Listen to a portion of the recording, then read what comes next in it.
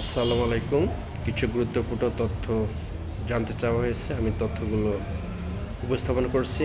নাম Mohammad Alamgir Hossain, base station Khulna সদর জেলা কার্যালয়, ব্রাঞ্চ 22টি, শিক্ষাকেন্দ্র আছে 184টি, বৃত্তিপ্রাপ্ত শিক্ষার্থীর সংখ্যা 18 জন, শিক্ষার্থী 10,652 জন, সবল দিক নিয়মিত শিক্ষা কার্যক্রম, শিক্ষকদের আন্তরিকতা, শিক্ষার্থীদের অংশগ্রহণ এবং অভিভাবকদের সহযোগিতা।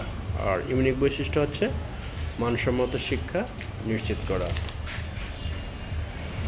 উন্নতির জায়গা এখানে 3টি আছে: শিক্ষার্থীদের উপস্থিতি বৃদ্ধি করা, আর অভিভাবকদের আরও সম্পৃক্ত করা,